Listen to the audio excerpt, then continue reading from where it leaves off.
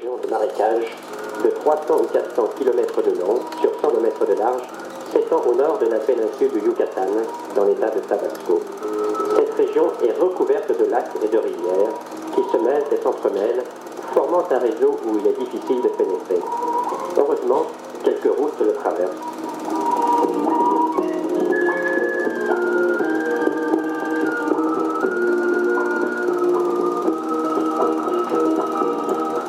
Pour mener à bien cette expédition, nous avons loué un petit car Volkswagen. Notre demi-douzaine de dingues de cyclidés s'était préparée depuis longtemps à ce grand départ.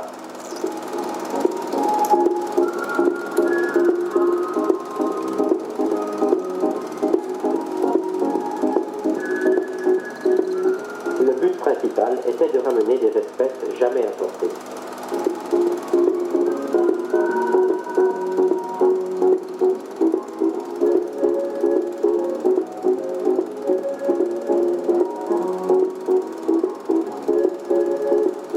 Mexico est à 2500 mètres d'altitude, au fond d'une cuvette. Pour franchir les rebords de cette cuvette, il faut monter à plus de 3000 mètres. Notre minicar ne voulait plus avancer. Il n'avait plus assez d'oxygène pour permettre une bonne combustion. Impossible de dépasser le 40 à l'heure. Mais, sitôt retrouvé des terres plus basses, tout a bien marché. Notre première escale fut pour le lac de Temazcal, lac de retenue hydroélectrique. Le hasard et la chance étaient avec nous. Cette partie du lac était occupée par de très grandes cages en filet qui servaient de bassin à des poissons d'élevage.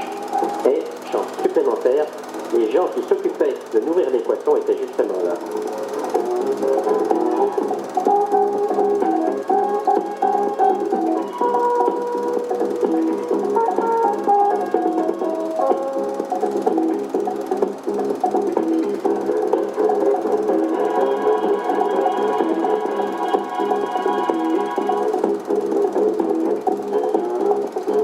Quelques minutes plus tard, nous les accompagnions dans leur bateau. À 1 heure après, ils nous emmenaient dans la pisciculture, située à quelques kilomètres. La jeune femme qui la dirigeait nous y accueillit avec beaucoup de gentillesse. Un bassin de 4 ou 5 000 litres fut mis à notre disposition pour conserver nos futures captures. Et comble de bonheur, elle nous offrit un toit de hangar sous lequel nous avons pu suspendre nos hamacs. Tout paraissait formidable. Dans cette pisciculture, les Mexicains élèvent les tilapias. C'est en effet un poisson excellent qui grandit très vite. En fait, seule la reproduction et l'élevage des jeunes est pratiqué. Car dès que les poissons atteignent 5 ou 6 cm, ils sont déversés dans les rivières afin qu'ils grossissent dans la nature. Ce ne sont pas des poissons prédateurs et on espère qu'ils ne perturberont pas trop l'équilibre biologique des rivières. De ce grand lac descend une grande rivière, le Rio Tonto, le Rio Fou, dont on nous mit en garde car ces tourbillons sont très dangereux. Et si on trouvait un endroit pas trop profond, nous avons voulu essayer la technique de pêche.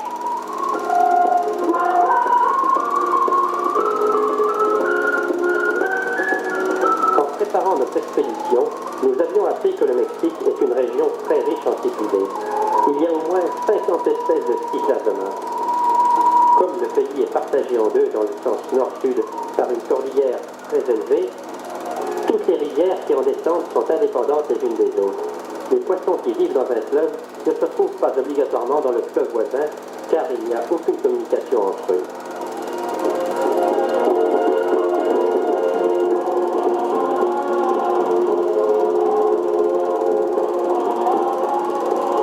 C'est pour cela qu'il y a tant d'espèces différentes au Mexique. C'est le paradis des cyclidés et des vivipares. En effet, tous les vivipares que nous avons dans nos aquariums, guppies, glyphos, mollies, proviennent pratiquement tous de cette région. Il y en a partout.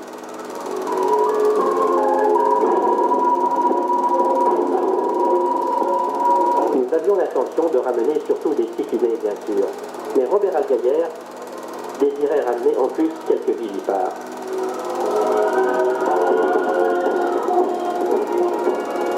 Il n'était pas question au départ de ramener des espèces qui avaient déjà été importées, bien sûr, telles que Mickey ou Octopasciatum. Depuis très longtemps, ils ont été répandus en Europe. Puis, pendant de nombreuses années, il n'y eut plus plus aucune importation.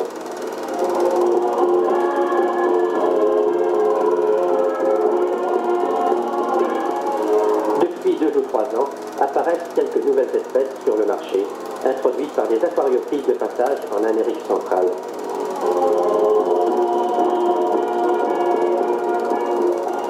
Les poissons que nous espérions pêcher n'étaient pas à proprement parler de nouvelles espèces. Elles ont toutes été décrites par des scientifiques il y a plus de 50 ans. Mais toutes ces descriptions ont été faites sur des poissons conservés au formol, ayant donc perdu toute leur couleur. Et il a été impossible de savoir, avant le départ, à quoi ils pouvaient ressembler vivants. Afin de découvrir le plus d'espèces possible, nous avons changé très souvent de biotope pour faire nos pêches. Jour après jour, nous avons donc exploré des tas de rivières et de lacs.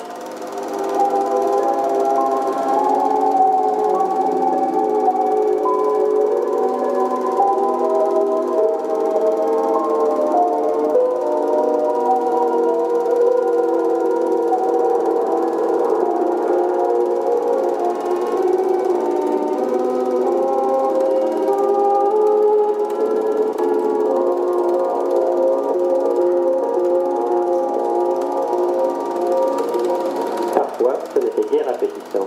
Il y avait 30 ou 40 cm de vase avec beaucoup d'arbres morts au fond qui blessaient les pieds et qui accrochaient le filet.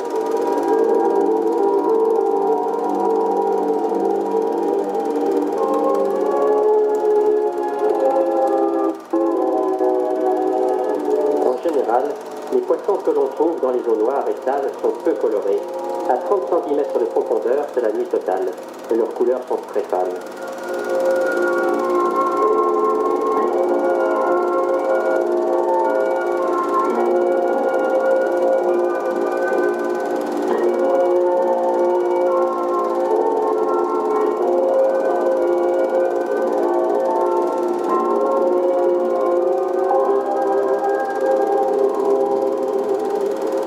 Sans cervelle, retourne à la rivière.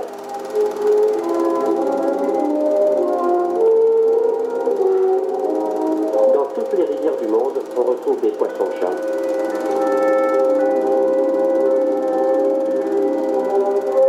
Les poissons capturés au filet sont mis immédiatement dans une nasse immergée afin de les garder bien vivants. Mais, fait stupéfiant, beaucoup meurent après 1 heure ou 2. Nous ne comprenons pas pourquoi. Robert Algaillère était parti avec l'intention de faire des mesures sur la nature de l'eau dans tous nos lieux de pêche. Il avait tout un petit laboratoire avec lui. Quelquefois, les mesures qu'il faisait étaient un peu longues.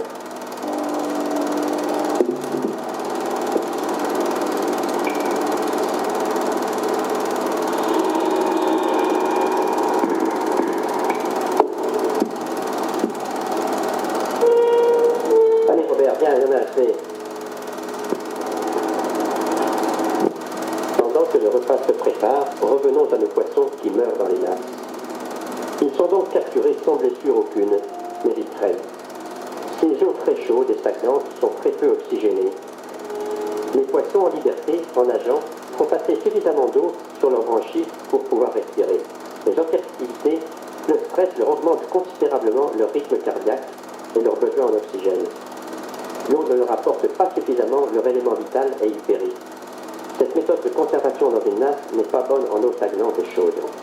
Nous avons donc essayé de les conserver dans des seaux avec des pompes à fil. Mais là aussi, les résultats ont été décevants. Dès qu'il y avait plus de 5 ou 6 poissons dans le seau, ils mouraient.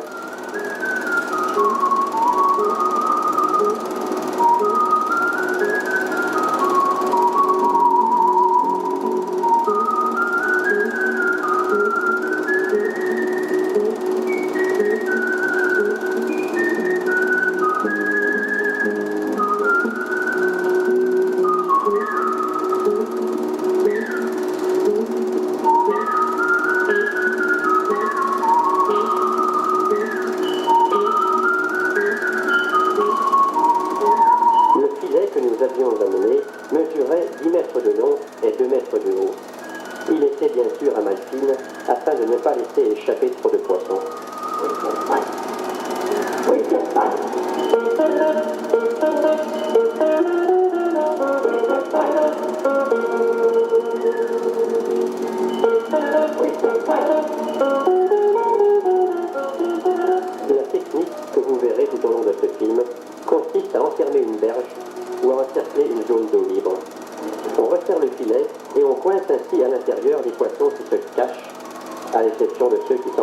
base.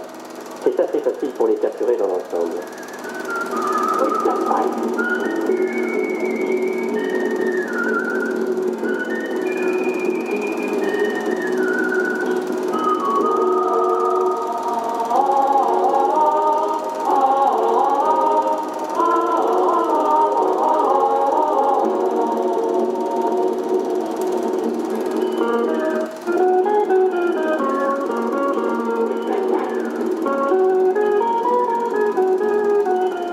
Nous avons passé un après-midi entier dans ce site que nous avons surnommé Aliyah Playa. En effet, les eaux du Mexique sont bourrées d'amibes. Nous le savions très bien et nous avions toutes les chances d'en attraper, surtout dans les conditions de vie que nous avions. Même l'eau de conduite contient ces délicieuses bestioles. Une autre bonne maladie parasitaire que l'on rencontre au Mexique, c'est la bilharziose. Elle vous détruit le foie de façon irréversible. Il faut la détecter à temps. Aussi, nous nous préparons au retour à subir tous les examens nécessaires.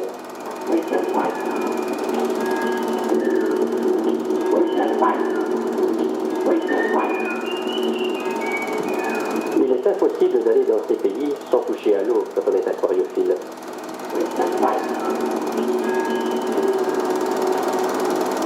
Après avoir pataugé quelques heures dans ces eaux noires, nous sommes allés dans une rivière voisine qui est beaucoup plus large.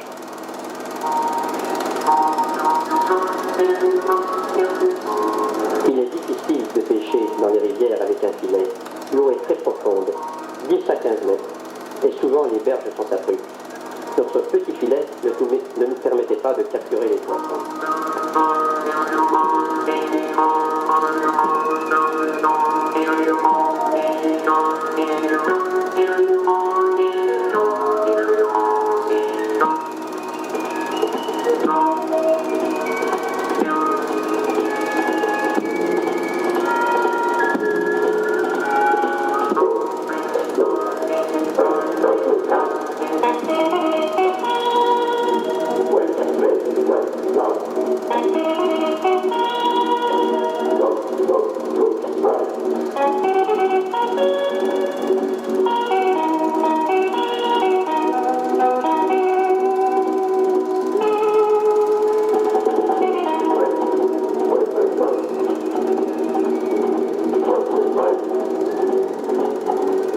Nous avons donc recherché des zones d'eau pas trop profondes, dans les bras latéraux. Il y avait des abris pour que les poissons se cachent. Alors, on a encerclé ces abris avec le filet et on les a enlevés. Les poissons alors ont pu être capturés. Lorsque nous arrivons dans une nouvelle région, notre premier travail était d'aller visiter le marché. Pourquoi le marché? Pour voir quels étaient les poissons vendus sur les salles des poissonniers. Cela nous donne une solide indication des grosses espèces locales. Les grosses espèces seulement, car les petites ne sont pas pêchées. Nous avons pêché dans cette rivière des Cycladoma aureum. Cette variété géographique semblait peu colorée. Je ne sais pas ce qu'elle donnera en aquarium. Nous capturons quand même toutes les espèces de poissons rencontrées, même s'ils étaient de robe modeste. Dans ces eaux noires, leurs couleurs ne sont pas révélées et peut-être seront-ils beaucoup plus beaux en aquarium.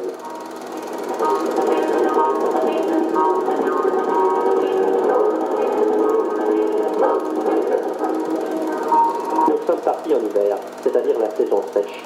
C'est aussi la saison la plus fraîche de l'année. Cela correspond à notre été méditerranéen avec des nuits agréables et pas trop de pluie. Bon moment pour y aller.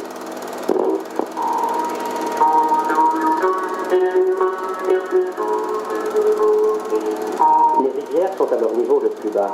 La densité de poissons rencontrés y est beaucoup plus importante que si l'on y va à la saison des pluies.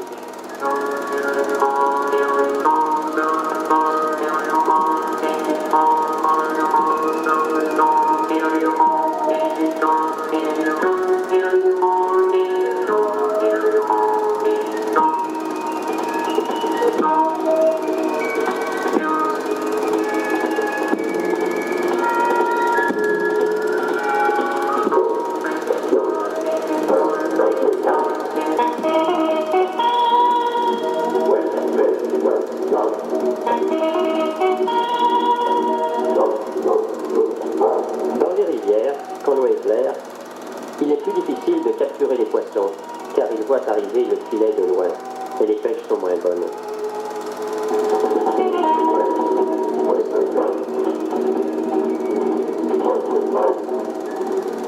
En début de séjour, tout le monde reste habillé pour éviter les coups de soleil. Et nous avons acheté des chapeaux que nous avons marqués aux couleurs de l'AFC.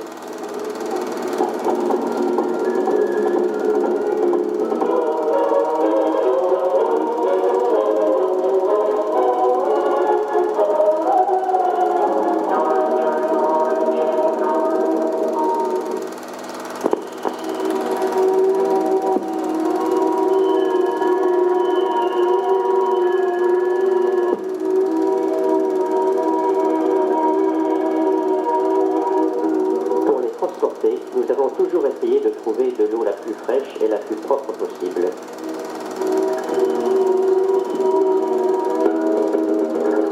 Ceci est un Cyclasoma aureum du Rio Tonto. Son abdomen est légèrement orangé, et en voilà un autre aux couleurs plus ternes.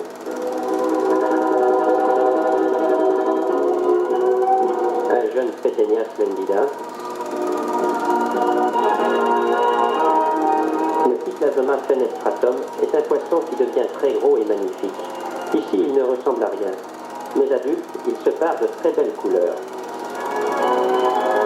Et puis des vivipares, démolis, encore démolis, toutes les flaques d'eau en sont remplies.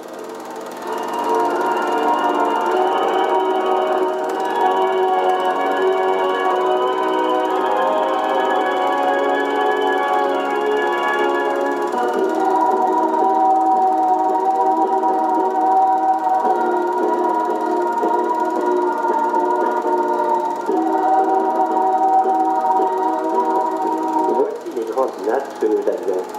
Nous les laissions tremper dans les rivières. Dans l'eau courante, cela allait très bien, les poissons ne mouraient pas.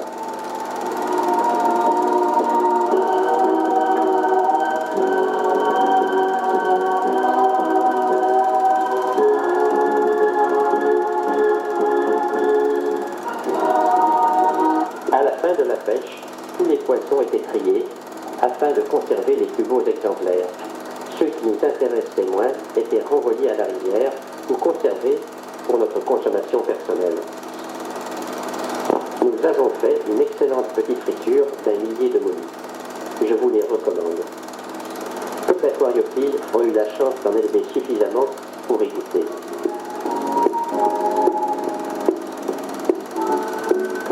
Dans notre combi Volkswagen, voici l'installation que nous avions faite. Toutes les pompes à piles étaient branchées sur les vessies. Chaque pompe allait oxygéner l'eau d'un seau fermé d'un couvercle.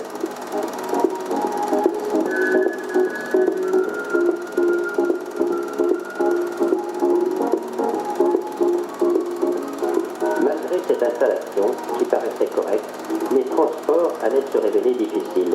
La température trop élevée de l'eau, surtout l'après-midi, et par suite le manque d'oxygénation, allait nous faire perdre de nombreux poissons. Encore une belle friture de molly.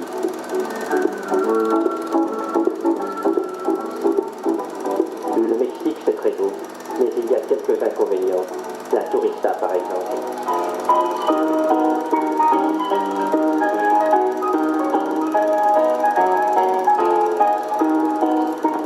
Les plantes flottantes sont le biotope idéal pour pêcher. Il y a en effet au Mexique quantité de jacinthes aquatiques, piscia, salvinia et autres. Et les poissons adorent se cacher au-dessus.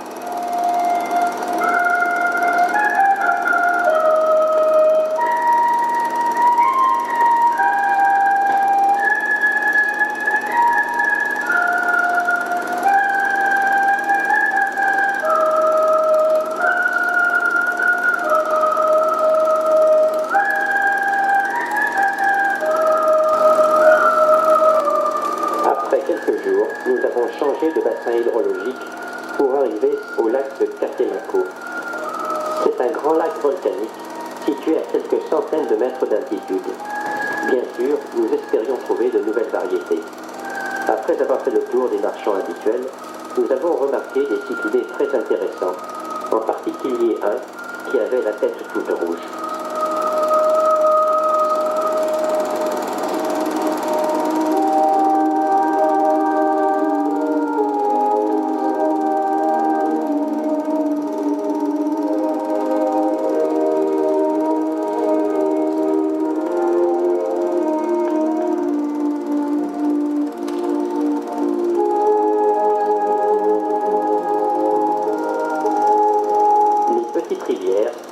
s'envolent dans le lac sont d'une eau extrêmement douce.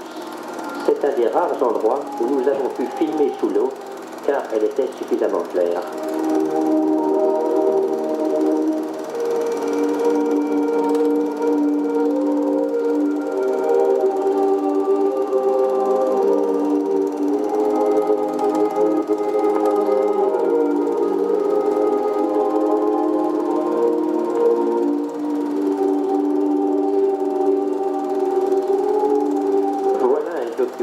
Certainement rarissime.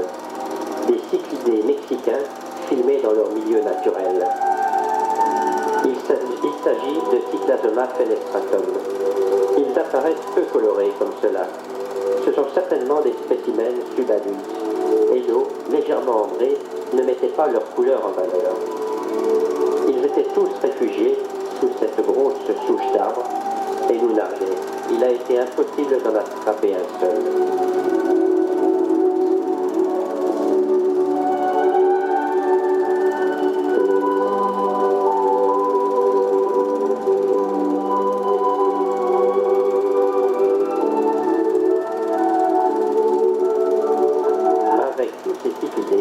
Vivaient comme toujours quantité de visiteurs.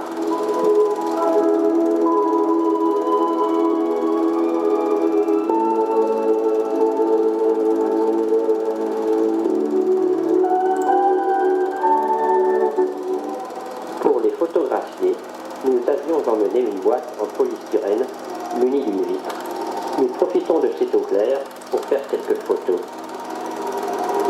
Nous avons rencontré dans cette eau extra douce un magnifique xypho vert fort épais.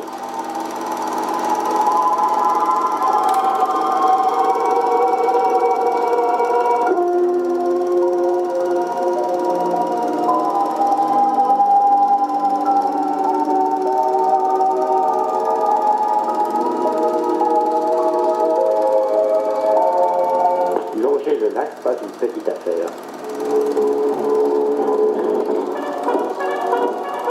Il n'y a pas de pont pour franchir les petites rivières qui descendent des montagnes. Et la seule façon de passer, la voilà.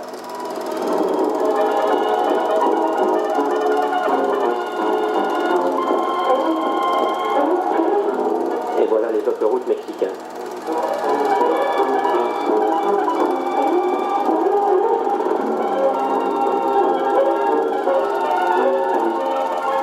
Et on remet ça.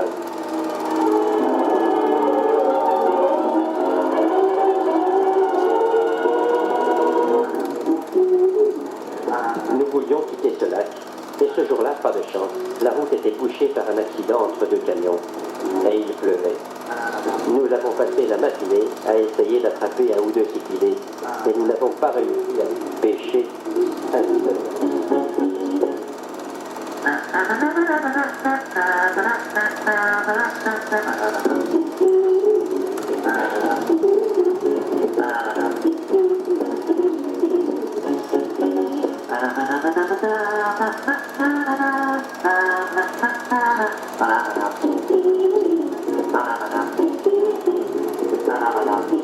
Et Robert, il mettait tout en sérieux pourtant.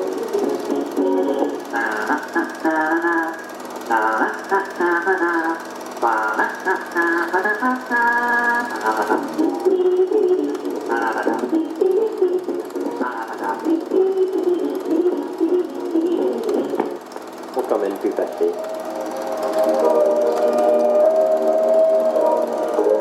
Petit village mexicain typique.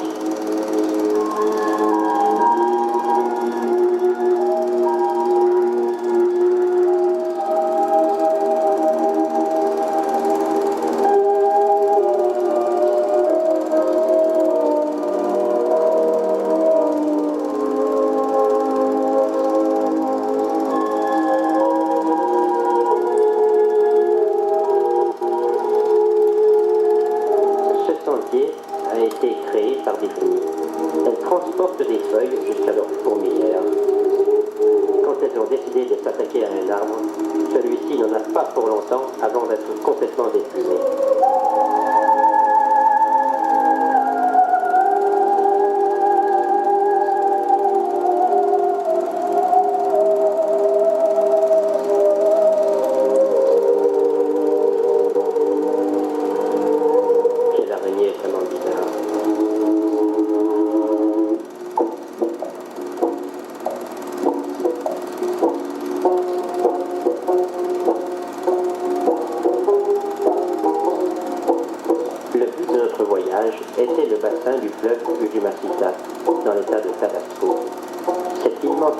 village est traversé par quelques routes, mais il n'y a pas toujours de pont. Et il faut prendre des bacs et surtout ne pas être pressé.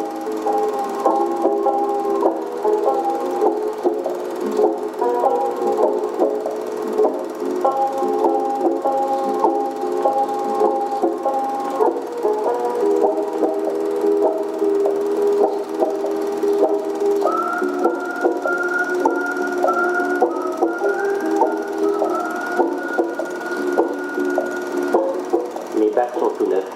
Voilà la pile d'amarrage.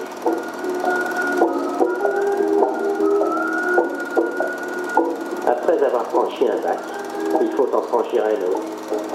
Mais au retour, il faut les repasser tous les jours.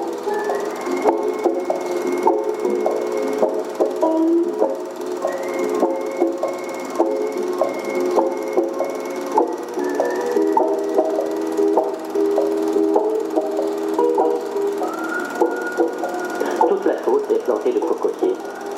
Cela nous a permis souvent de nous nourrir. Les rives de cette rivière sont complètement encombrées par des jasins, poussés par le courant et le vent. Le bac a fait beaucoup de mal à y traverser pour accoster.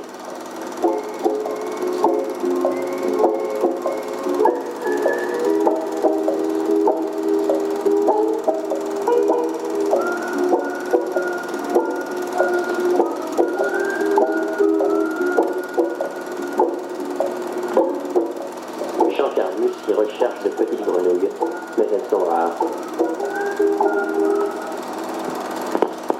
Nous avons découvert un site magnifique pour notre première pêche dans cette région, le lac Allende.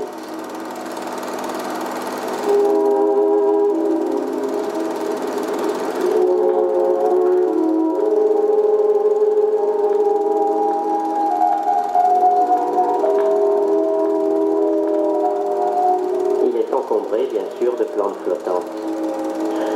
Pour pêcher, il faut les couper à la machette. Si l'on fait cela toute une journée, le soir, on a sommeil. Quand on sort les jacinthes avec une main seulement, on ne se fatigue qu'un bras. Aussi, après, on peut utiliser l'autre bras pendant que le premier se repose. Jean-Marie Londiveau est grand maître dans l'art de se partager le travail.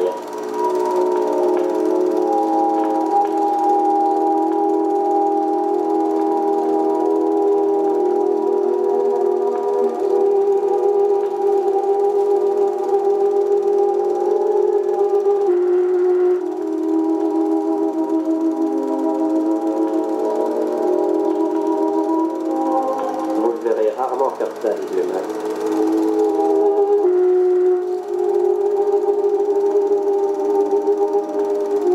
Les bords du filet sont relevés car beaucoup de poissons sautent par-dessus. Et bien sûr, ce sont toujours les plus gros qui sautent. Cela fait toujours de la peine de les voir s'échapper.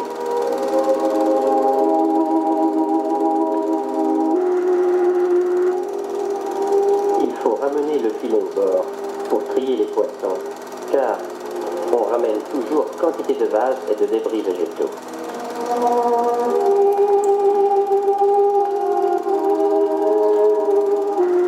Au Mexique, il y a beaucoup de poissons, et bien sûr pas mal de bestioles. Pas trop encore, mais suffisamment pour avoir les jambes bien piquées.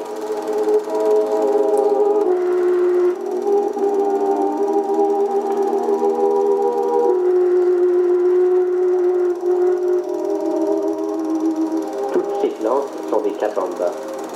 Les lacs étaient plantés soit de cabambas, soit de valipériens.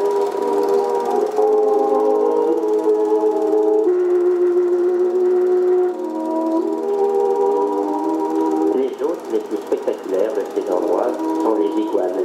Ils deviennent gros et peuvent mesurer 1,50 m.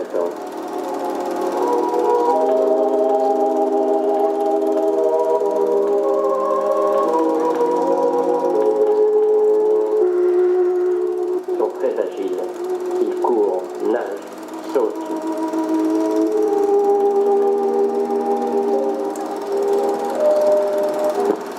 Les plus gros poissons que nous pêchions au filet servaient au repas.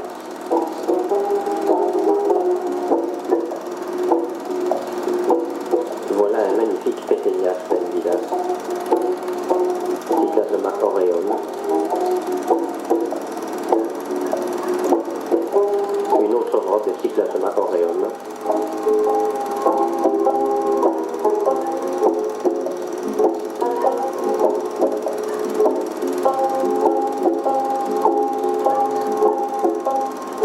Les rives du lac Allende ont été notre paradis au Mexique. Les noix de coco nous permettaient de nous désaltérer. Les habitants d'une ferme, au bord du lac, nous ont offert à manger, à boire même. Le rhum du pays était même un peu trop abondant. On nous a même proposé des chevaux pour aller nous prendre.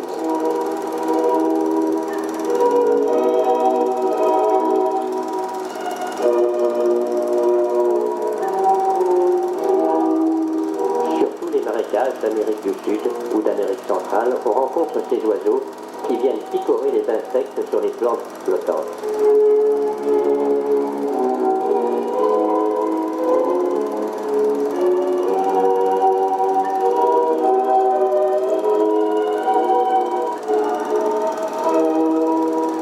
Cette boîte de bière, elle est recouverte d'œufs de Neki. Le lac était très poissonneux et nous avions découvert une écloserie.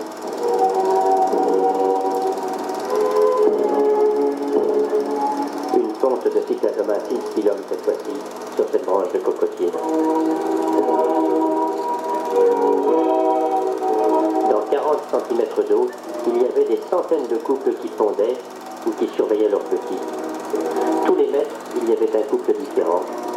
En faisant attention à ne pas trop les effrayer, nous avons pu les voir dans cette eau pourtant très brune.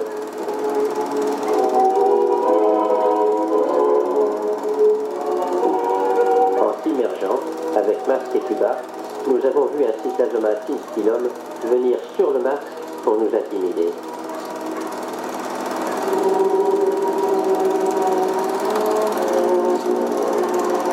C'est un des plus beaux spectacles que nous ayons pu rencontrer. La densité de poissons était absolument extraordinaire. Cyclasoma cinstillum, aureum, Meki, Urophthalmus, Salvini et beaucoup d'autres que nous ne savons pas identifier. Les eaux ne permettent pas des prises de vue extraordinaires.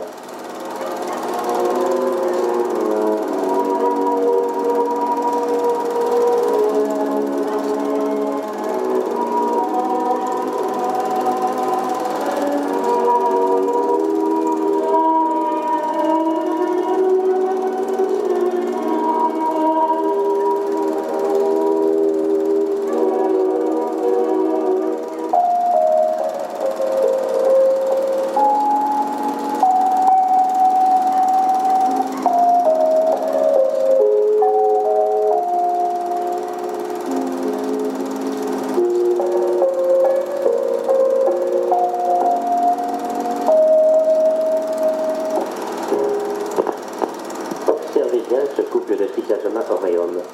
On aperçoit autour des parents tous les petits qu'ils protègent et défendent. Ils revêtent à ce moment-là une livrée complètement différente. Ils deviennent argentés avec des bandes noires. Avec beaucoup de courage, ils nous repoussent. Robert Algeyer avait sorti tout son laboratoire. Il a continué tout au long du voyage à faire ses analyses et à mesurer et peser les espèces rencontrées. Il avait même un bocal à cyanure pour tuer les insectes et les papillons. Jean, passionné de tortues, en a rencontré une grande quantité de restes. Nous avons même découvert une ferme à tortues. Afin de préserver les espèces en voie de disparition, le grand tente dans cette ferme de les faire reproduire, puis de remettre dans la mer. Les œufs sont prélevés de façon que l'incubation se fasse dans des boîtes à l'abri des prédateurs. Les fourmis arrivent à percer la coquille.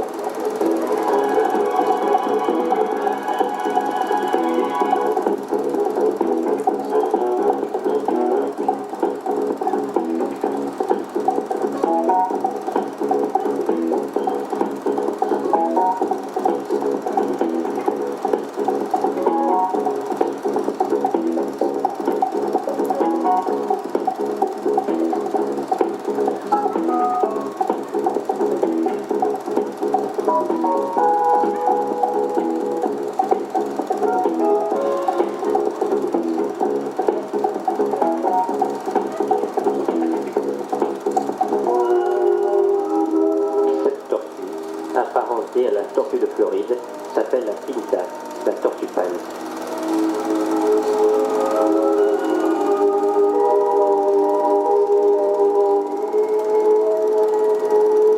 Nous avions emmené avec nous des hamacs.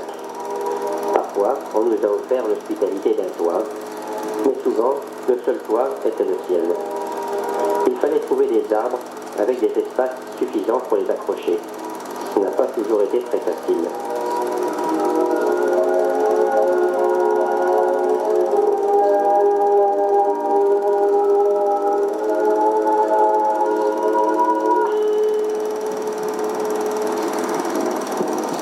Les chaussures sont accrochées afin de ne pas les retrouver habitées par un hôte indésirable au petit matin. Et après, il faut grimper dans son hamac. C'est toute une technique. On commence par mettre un genou dedans, hein?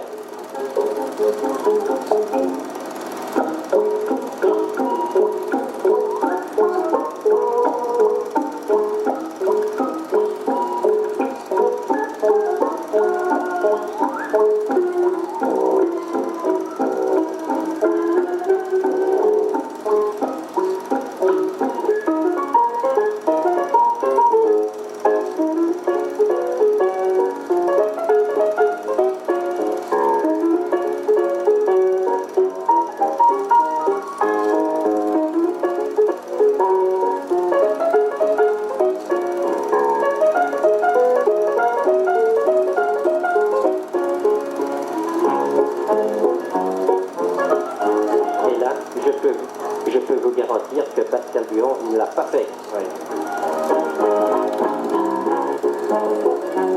Il existe un hamac matrimonial. C'est peut-être pas mal. La famille Buon n'a pas eu le loisir d'y goûter, car un farfelu, muni d'une machette, a joué des troubles faits.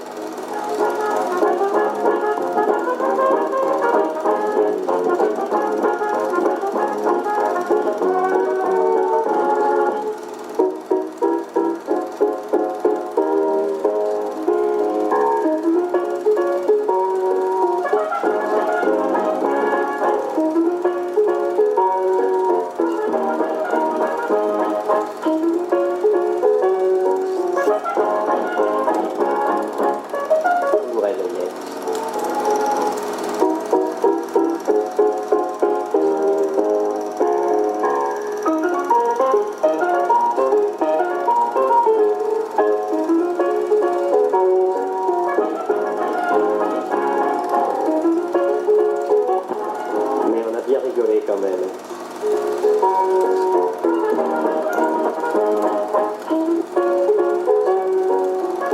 Il a fini par couper la ficelle.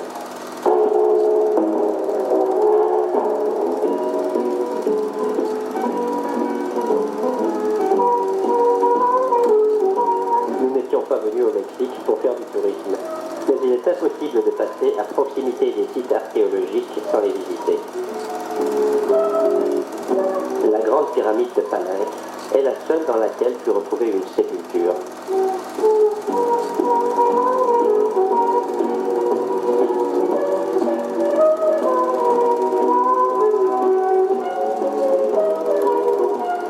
Ces cités abandonnées, en plein cœur de la forêt vierge, ont été envahies par la végétation et sont restées inconnues jusqu'à ce siècle.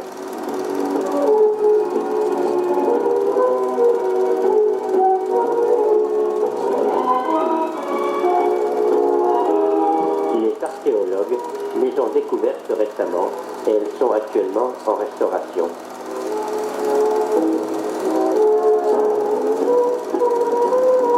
Nous n'avons pas visité une grande quantité de sites archéologiques, mais celui de Palenque est celui qui nous a le plus intéressé. Ce n'est pas le plus grand, mais le seul de ceux que nous connaissons qui soit encore en pleine forêt vierge. Partout ailleurs, la forêt avait été complètement abattue et seuls des arbustes persistaient.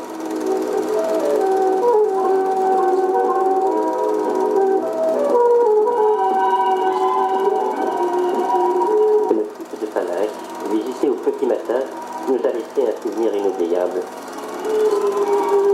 La grande pyramide, surmontée d'un temple, n'a livré le secret des couloirs de la tombe qu'en 1949.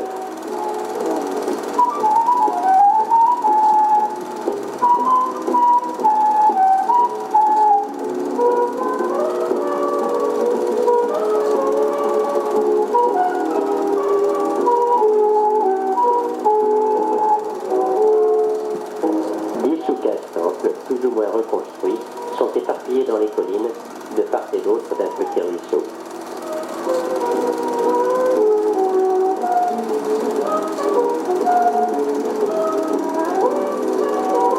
On n'a pas pu s'empêcher de regarder dans l'eau. Même de moly et de griffon.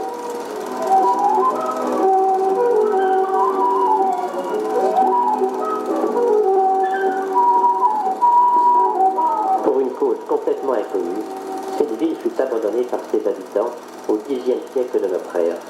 Croyance religieuse, fuite devant un ennemi, épidémie, nul ne sait. Elle tombera dans l'oubli total jusqu'à notre époque.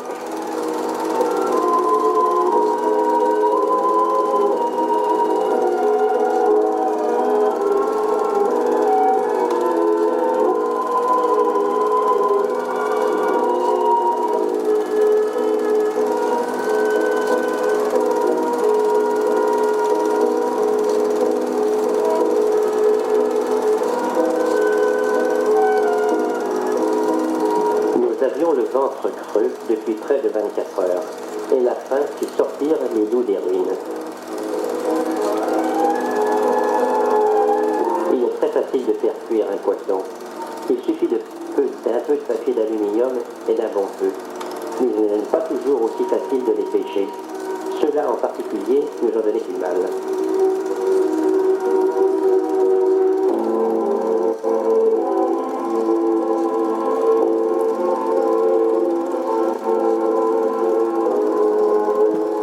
Dans cette rivière profonde, aller chercher son repas n'est pas facile.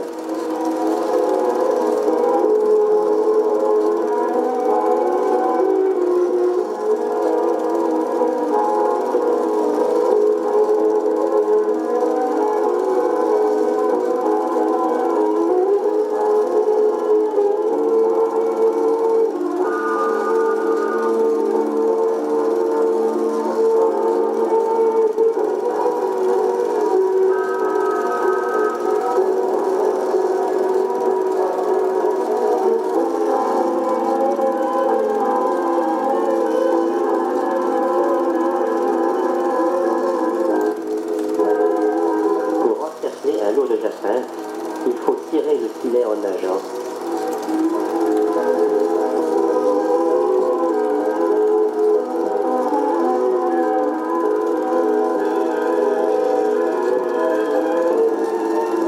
Puis il faut le rabattre en espérant que les poissons ne tireront pas trop par-dessous.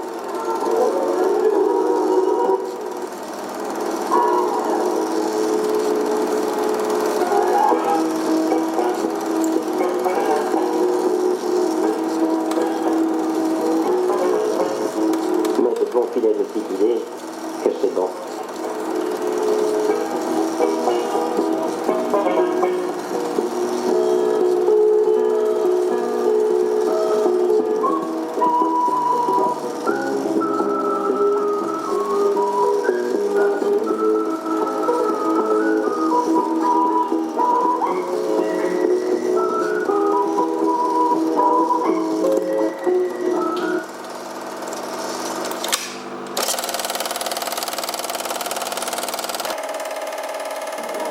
Avec les caïmans que nous avions mangés au Pérou, nous nous étions régalés. Nous espérions que l'iguane serait aussi bon, mais hélas, ce n'était pas. C'est quand même une expérience dont chacun se souviendra, même ceux qui n'ont pas voulu y goûter. Sur la cendre, un morceau en train de cuire. La peau calcine, mais la chair à l'intérieur ne brûle pas du tout. Les pêcheurs de cette zone prennent beaucoup de poissons. Petenia splendida et Cyclasoma sinspidum surtout. Poissons qui font tous 25 ou 30 cm de long. Et ces brochets, appelés les brochets de crocodile. Cette rivière est très très poissonneuse. Voilà un Petenia. Et là, des Managuense. Cyclasoma urophthalmus au milieu. Cyclasoma managuense. Et un beau Sinspilum. Avec le front bombé, c'est très rare. Et une espèce d'énorme poisson prédateur qui ressemble un peu au bar.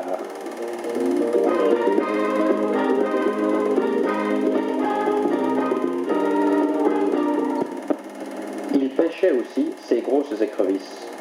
Regardez, par rapport à la main, la taille qu'elle fait. Elle doit peser 400 ou 500 grammes environ.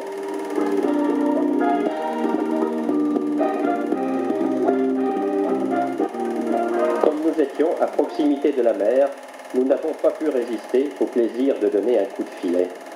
Ce n'était pas très facile avec les vagues. Et notre filet ressemblait plus à un serpent.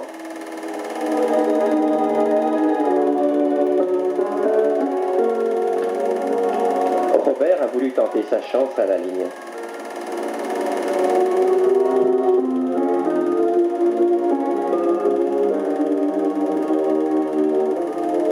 Peut-être y aurait-il un cyclidé qui serait venu jusque-là. Nous n'étions pas loin d'une embouchure de rivière. Nous avons mis le filet et le ramenons jusqu'au bord.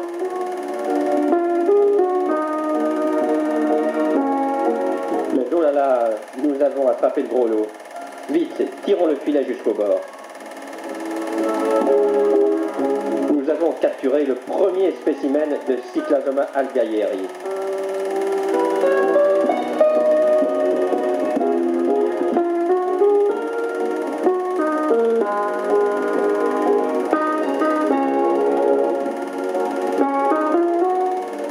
Les trappes de sable vivent dans des terriers. Ils sont très difficiles à attraper.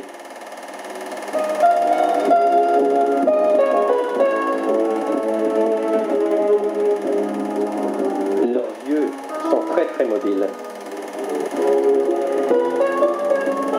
Et puis, le repos, la plage, les cocotiers, on déguste des ananas. Paradis terrestre retrouvé. La mer pour nous tout seuls. Le paradis de ce côté, mais l'enfer de l'autre.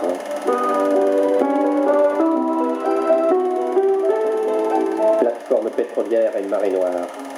L'état de Tabasco est très riche en pétrole. Il y a des puits partout et des plateformes pétrolières partout aussi. Il y avait eu une fuite à la plateforme ce jour-là, d'où cette mini marée noire. L'eau est polluée, l'air est devenu nauséabond. On est obligé de décanter. Les rivières ne sont pas touchées par la pollution du pétrole, et c'est là que nous retournerons le plus vite possible. Sitôt que la route enjambe une rivière, celle-ci était particulièrement vaseuse, mais toujours courageux, on va prendre à nouveau un bon bain de boue.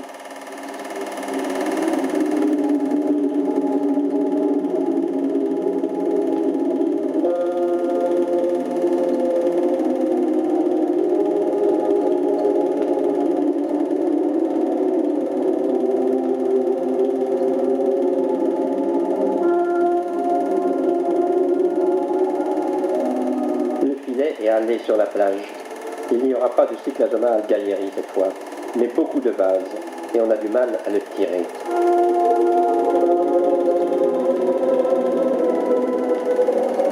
La vase n'arrive même pas à s'écouler par les mailles. Il faut donc ressortir très rapidement les poissons de là-dedans, de façon à ce qu'ils n'étouffent pas.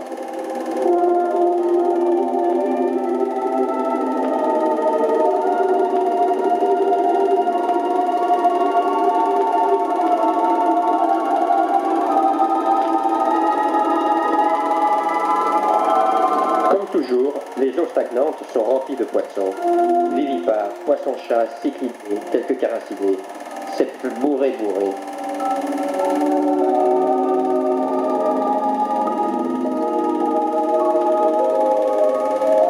Nous ne conservons seulement que les premiers poissons pêchés, parce que au bout de quelques minutes, les autres peuvent être mis mal en point. Et nous risquons d'avoir des difficultés pour les transporter, et ils arriveraient morts.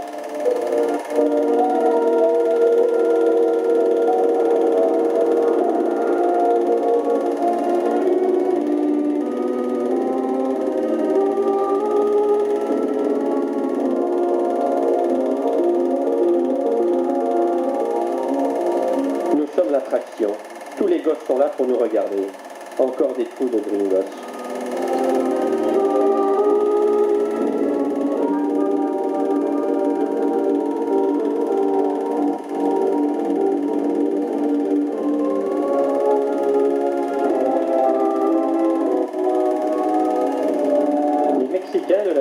culture nous avait proposé de nous conduire à un lac très poissonneux.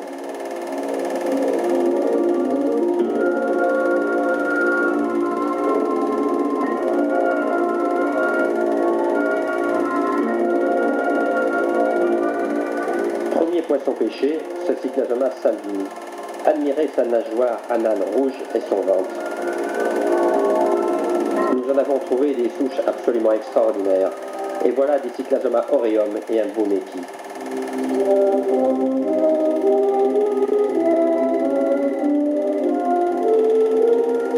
Chaque fois que nous nous déplaçons, il faut franchir des rivières par les bacs. Ils sont conduits tranquillement par cette barque poussée par un vieux moteur hors bord.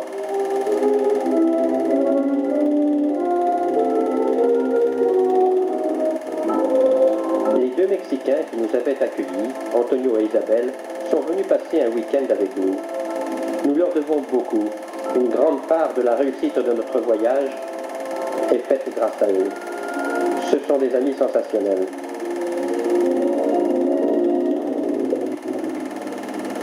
À midi, il faisait bien soif. Et il n'y avait pas de noix de coco fraîche par terre. Il a fallu aller en chercher. Et pas d'autre solution que de grimper.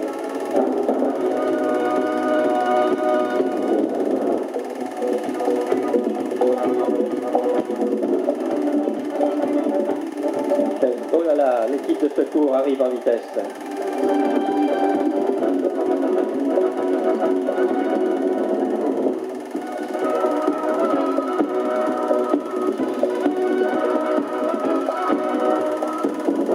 Tombera pas. La montée est épuisante.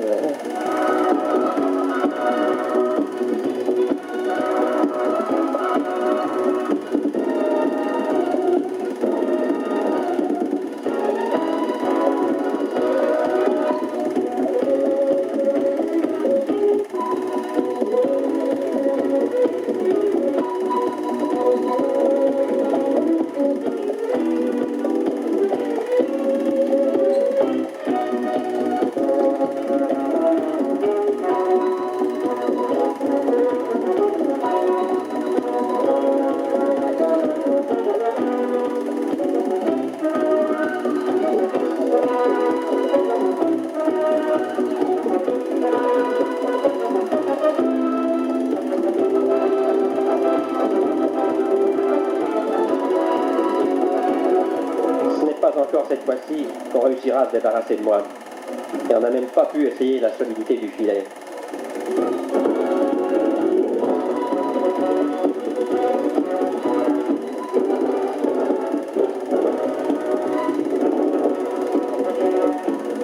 Hey, regarde Jean-Claude, celle-ci est belle.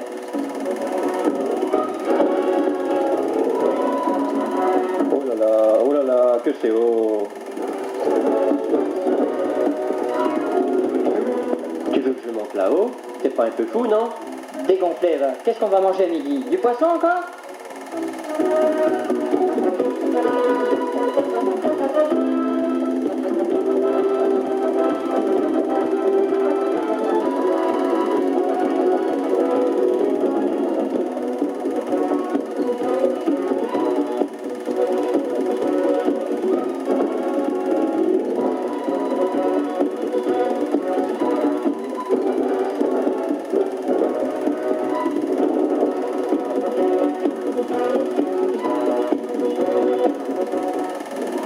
Allez, au travail. Cernons la jacinthe. Peut-être y a-t-il une nouvelle espèce de Cyclasoma là-dessous. Il y a encore bien du travail pour enlever toutes ces plantes flottantes là.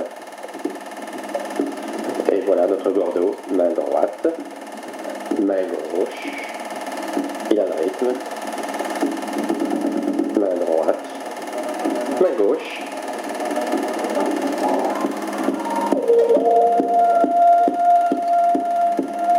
Mais catastrophe au retour.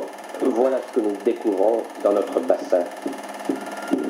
Tous nos cyclidés que nous voulions ramener meurent. Alors que nous avions installé un filtre en dedans le bac et laissé l'eau courante. Plus de 15 jours que nous partageons dans la vase, que nous collectons les plus beaux poissons pêchés pour tout perdre. Désolation. Mais grande question, pourquoi meurt-il? Chacun émet ses raisons. Nous sommes 6 aquariophiles expérimentés, nous faisons tout pour que nos poissons vivent et nous échouons. Pourquoi? La seule hypothèse que nous retenons est que nos poissons souffrent pendant le transport jusqu'à la pisciculture. Ils doivent manquer d'oxygène à ce moment-là. Il faut changer de méthode, repartir à zéro. Nous repartons donc pêcher. C'est très facile car nous savons où trouver les plus beaux spécimens. En quelques coups de filet, 2 ou 3 couleuvres et des centaines de cyclidés, tous plus beaux les uns que les autres. Les Synspilum, Meki, Aureum, Salvini, nous prélevons les plus beaux et donnons les autres aux gens du pays qui les mangeront.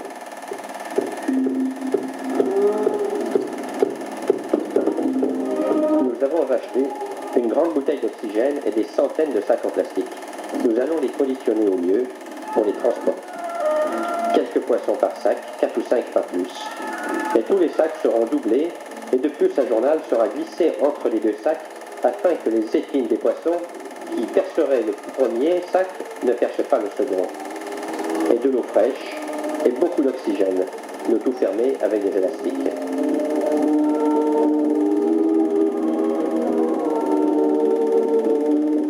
Très rapidement, notre stock de poissons est reconstitué.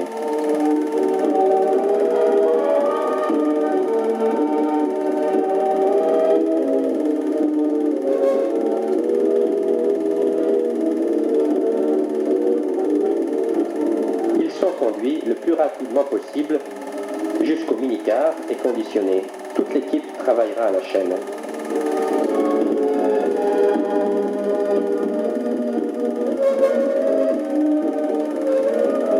Et les résultats sont là. Tous les poissons pêchés arrivent en parfaite forme à la pisciculture. Plus de morts pendant le transport. Nous remplissons donc notre bassin à nouveau et pour éviter des montées de nitrite, nous laissons couler le robinet au maximum de puissance.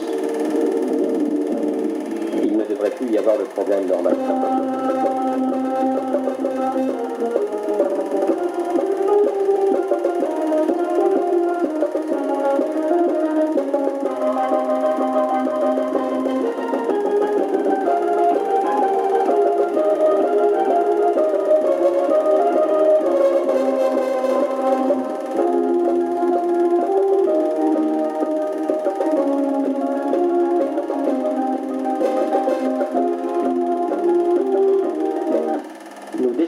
D'aller dans le sud de l'état de Tabasco.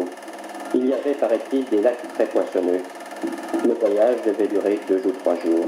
Nos poissons étant bien conditionnés dans le bassin, nous partons confiants et tranquilles.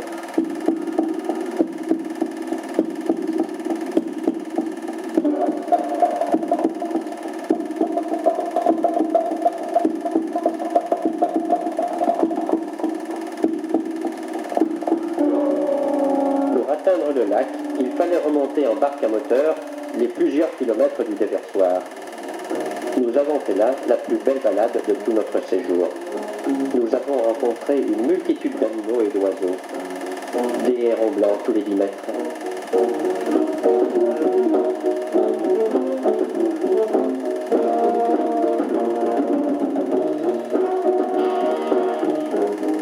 De grands iguanes perchés au sommet des arbres.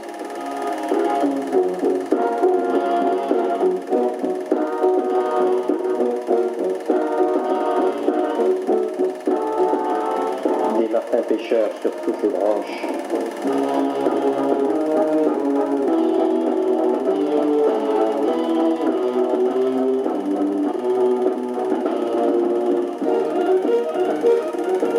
Et quelques autres, moins sympathiques.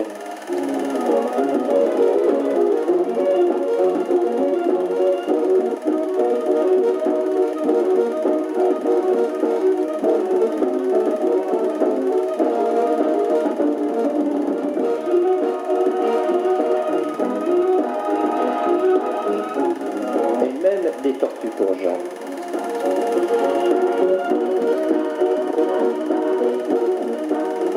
Arrivés dans le lac, nous avons rencontré tout un groupe de pêcheurs. Voyant notre filet, ils l'ont trouvé si petit à côté du leur qu'ils ont voulu l'essayer. La méthode de pêche était un peu différente de la nôtre. Dans cette eau glauque, il ne devait pas y avoir beaucoup de petits cyclidés.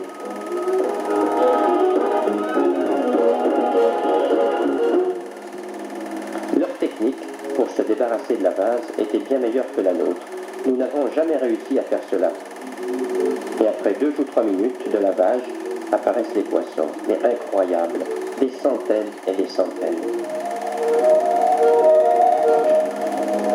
Magnifique Cyclasoma aureum, bleu clair et jaune. Et il y en avait des dizaines et des dizaines. Comment une telle concentration de poissons peut-elle vivre dans cette eau chaude et sale?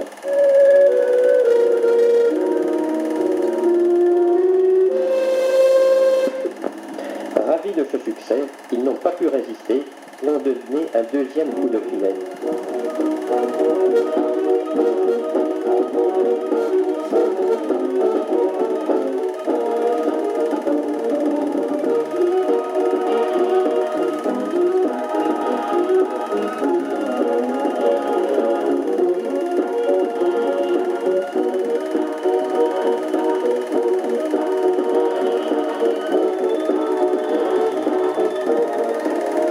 Une des nombreuses espèces pêchées que nous n'avons pas pu identifier. Cela ressemble un peu à un cinsculum.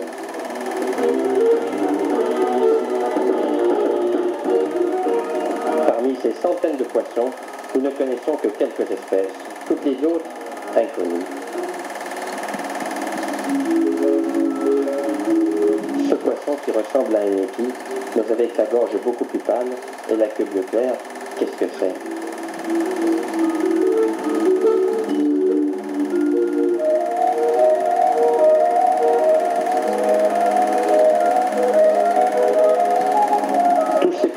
Avec leurs grands filets, ils ne les attrapaient pas, le maille étant trop large. Les plus grosses prises sont destinées au repas. Nous ne connaissions pas encore cette recette culinaire.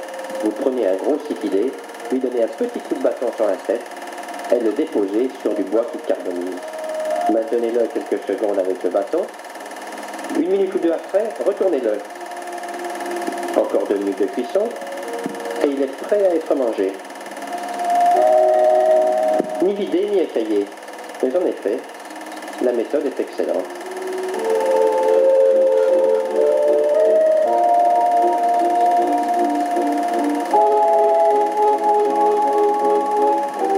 Et puis après, pour bien digérer, un bon petit somme.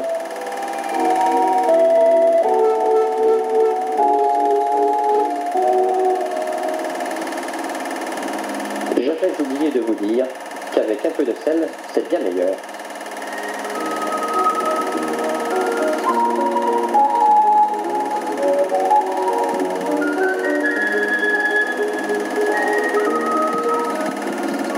Après la sieste, nous les avons regardés pêcher, eux, avec leurs grands filets qui mesuraient 1000 ou 2000 mètres au moins. Ils le déployèrent au large, parallèle à la côte. Puis les extrémités sont rabattus et tirés à terre, et tous les poissons seront coincés dedans.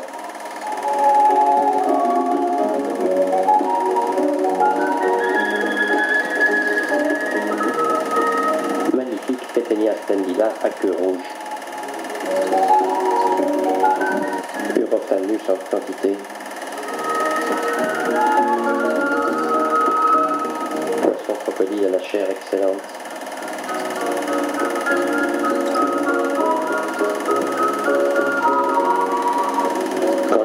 Commence à se resserrer, c'est un balai frénétique. À qui arrivera à sauter par-dessus? Il faut le soulever au maximum. Ce sont surtout les cinsculums qui essayent de sauter par-dessus. Ce sont des sauteurs prodigieux. Et le filet se resserre, la pêche est bonne. Il n'y a que des cyclidés.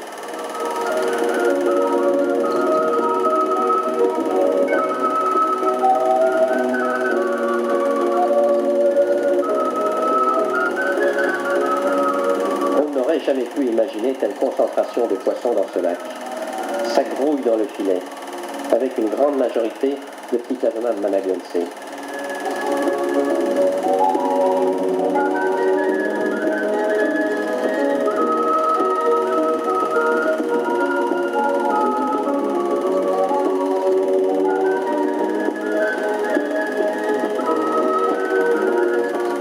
Cyclasoma robertsoni sont beaucoup plus rares.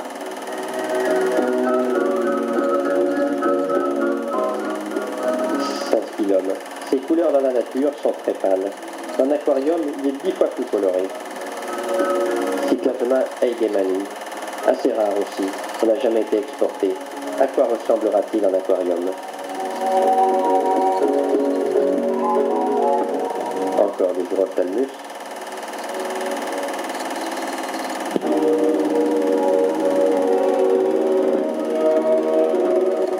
Et un beau péténia. On ne peut pas résister, quand on tient un péténia, de lui tirer sur la bouche. Sa mâchoire est vraiment un chef-d'œuvre de mécanique. En le voyant comme cela, on ne peut pas imaginer qu'il puisse déployer une gueule pareille. Un petit poisson qui passe devant lui n'aura aucune chance de vieillir davantage.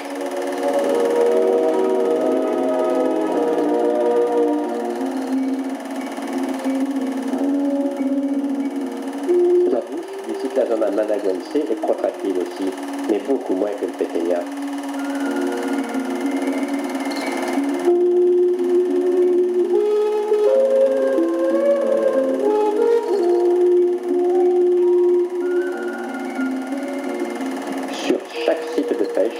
Robert fait ses analyses avec beaucoup de sérieux. Les résultats sont assez extraordinaires. On rencontre les mêmes poissons dans toutes les eaux, douces, dures et même saumâtres. Ils s'acclimatent complètement. Dans l'ensemble, l'eau est toujours de très bonne qualité, sans nitrate. Seule la dureté varie beaucoup d'une rivière à l'autre.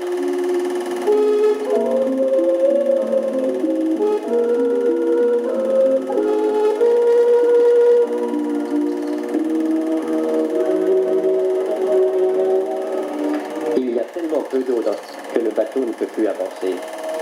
Il n'y a pas assez d'eau pour le moteur. On a attelé les bêtes de somme. Toujours autant d'animaux qu'à l'aller. Des aigles, des serpents, des iguanes qui nagent, des iguanes qui plongent, des iguanes qui grimpent.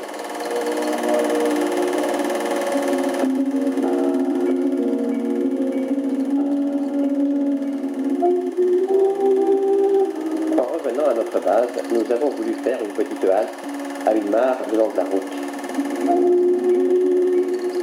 Nous avons eu la chance d'attraper au grand filet une tortue pour Jean. La seule tortue que nous ayons pêchée ainsi.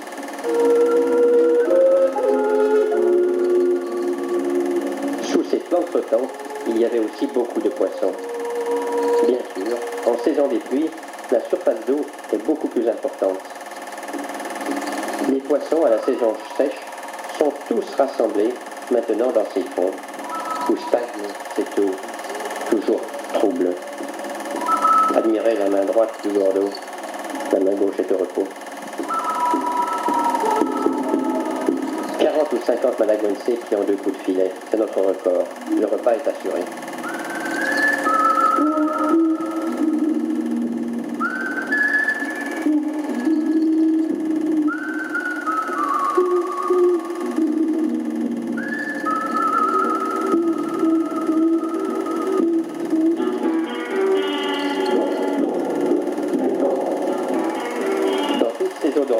Il y avait quelques sangsues. Il n'y en avait pas beaucoup, et ce n'est pas trop souvent que nous avons dû faire cette petite opération. Si on les enlève assez tôt, elles ne sont pas trop accrochées et le sang ne coule pas. Celle-ci a eu le temps de pomper sa nourriture. Notre infirmière en chef, Pascal Buon, saisit la bête et l'arrache courageusement.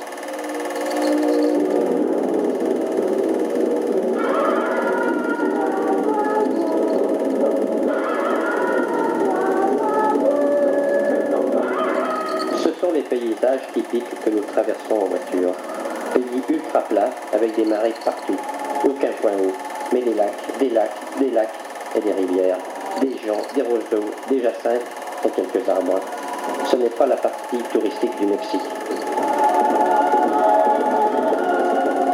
Et au retour, notre bassin, une nouvelle fois, le désastre. Encore tous nos poissons morts ou agonisants. Tous nos efforts ruinés. Nous sommes désespérés. Pourquoi?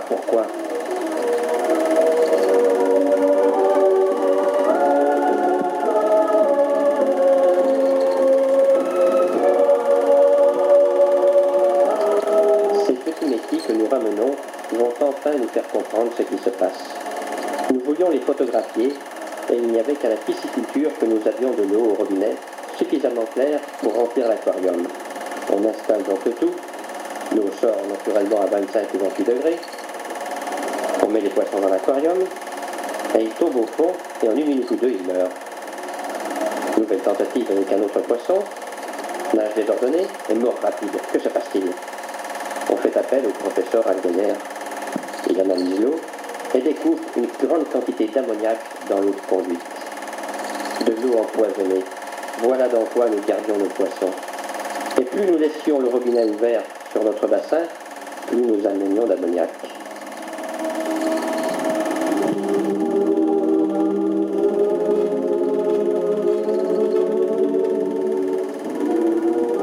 On s'est fait donner un autre bassin. Nous remplissons avec 20 cm d'eau de conduite et pendant plus de 2 heures, nous avons brassé l'eau afin de faire partir l'ammoniac. Une nouvelle analyse nous confirmera que nos efforts sont utiles.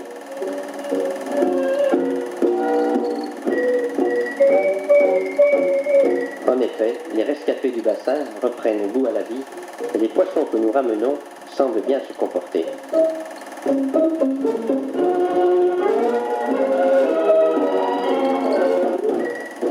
Il ne nous reste plus que 4 ou 5 jours au Mexique.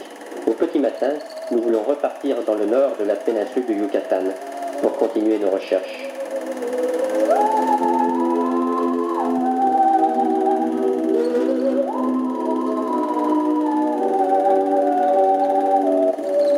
Un petit détour nous amènera dans les montagnes au pied de ces magnifiques cascades.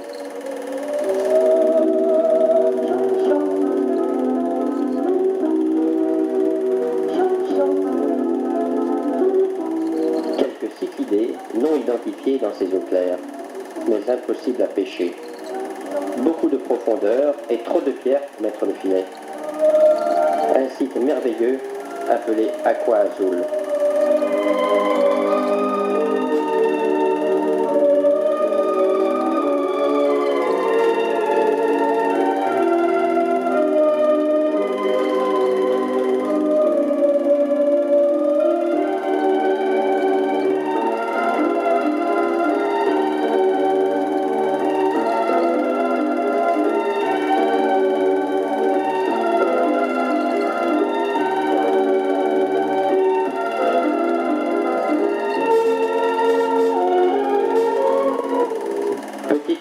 Comique, une pêche à la tortue.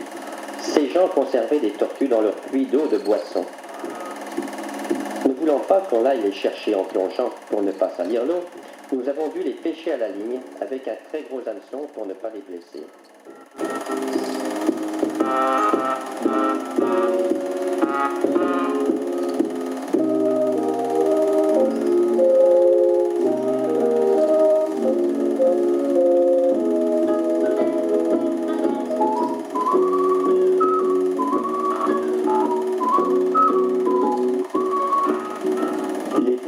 Nous avait appris que dans le rio Champotton vivait le Cyclasoma champotoni. On l'a cherché, mais pas trouvé. Mais des synsphyllum en quantité.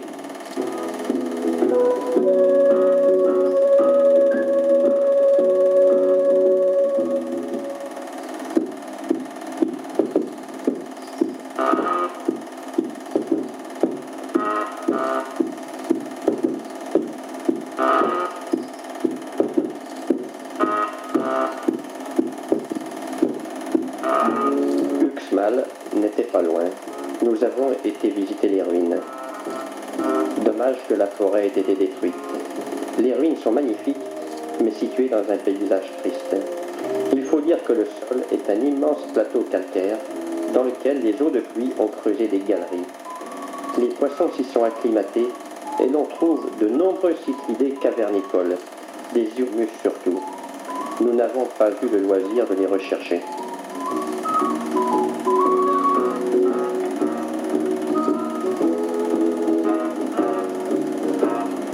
La pierre de tous ces temples est toute ciselée.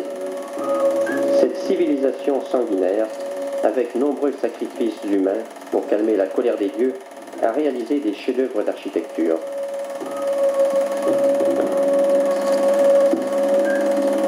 Tous ces monuments sont en général en assez bon état.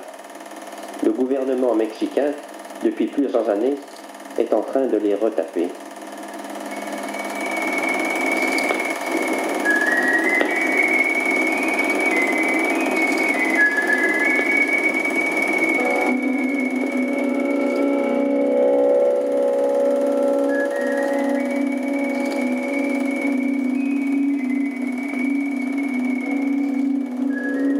Descente prudente de Jean-Marie Landivot de la Grande Pyramide.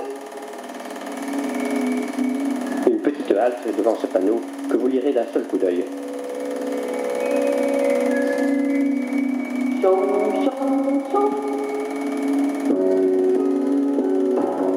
Le moment du retour approche. Il faut reconstituer nos stocks de poissons. Nous espérons que ceux laissés à la pisciculture vivent encore, mais par prudence, quand même, nous allons collecter sur notre chemin de retour tous les plus beaux que nous pêcherons.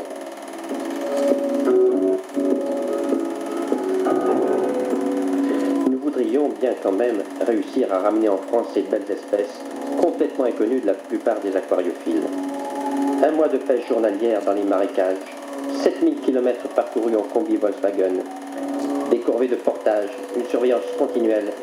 Tous ces efforts, ce n'est pas possible que ce soit pour rien. Et pourtant, le plus dur reste à faire. 3 jours de voyage pour rentrer à Paris. 2 jours de voiture, 1 jour d'avion. Quelle angoisse!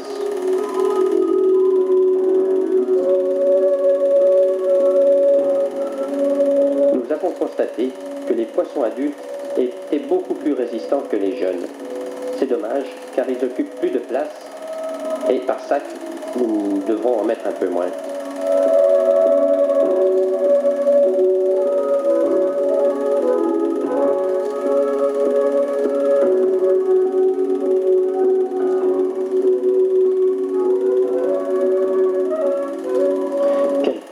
De cyclidés au Mexique, mais combien arriveront vivants?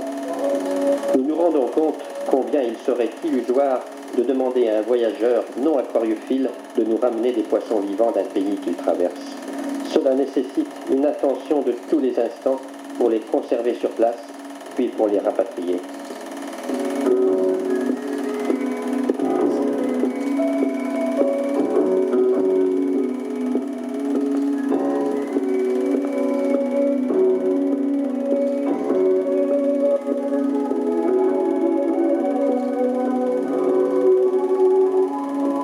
Cyclasoma octofasciatum. C'est curieux, nous n'avons jamais rencontré d'adultes.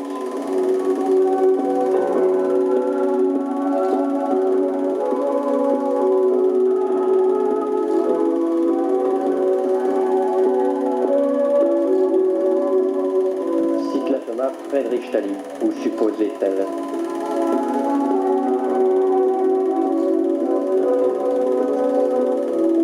Cyclasoma aureum, avec sa robe sombre quand il a peur. Un jeune Uroptalmus. Cyclasoma fenestratum, jeune. Une grande bande horizontale et de petites bandes verticales.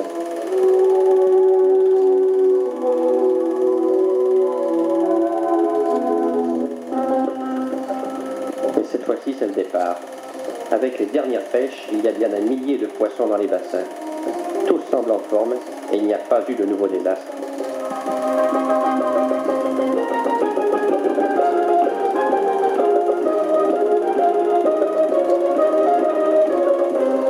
Nous allons emballer plus de poissons que ce qui nous sera nécessaire, car nous risquons bien sûr d'en perdre en route. Nous avons passé un après-midi entier à les trier, à les compter, et à rechercher les plus beaux pour les mettre en sac. À raison de 4 ou 5 poissons par sac, nous allons en emballer environ 500, de 15 ou 20 espèces différentes.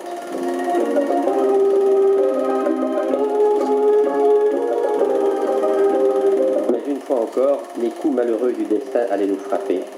Dans le bassin, les poissons ont ramassé une maladie, l'ichtio ou le point blanc.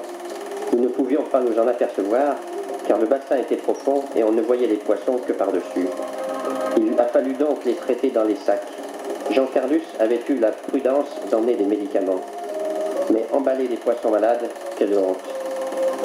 Nos chances de les ramener vivants diminuaient encore. Didier Didier Buon est passé maître dans l'art de fermer les sacs.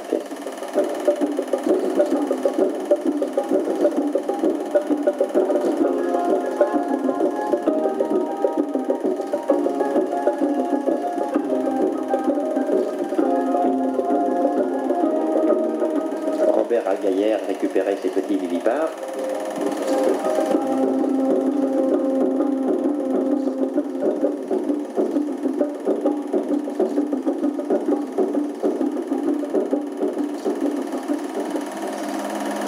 Jean Carlus était en train de faire la comptabilité de tous les sacs.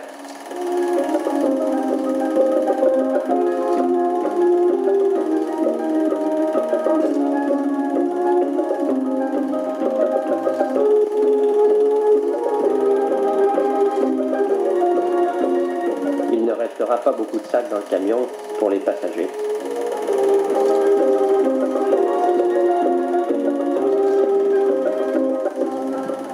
Tout l'excédent allait être remis à l'eau.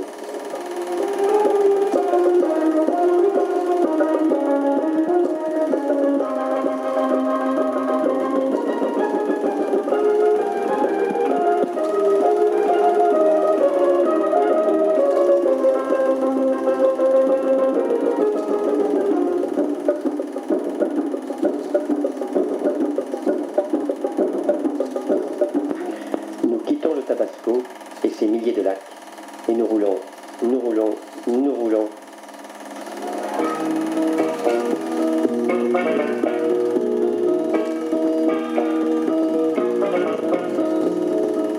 Les routes mexicaines réservent parfois des surprises. Une escale à la pisciculture de Temascal nous permettra de changer l'eau de tous nos sacs et de jeter les poissons morts. À Mexico, chez Antonio, nous referons nos emballages pour l'avion en direction de Paris. Quelques poissons arriveront vivants en France, une centaine. Mais eux ont survécu. C'est un grand échec. La seule consolation, quelques-uns des survivants se sont reproduits. Et nous sommes tous revenus avec des souvenirs merveilleux plein la tête.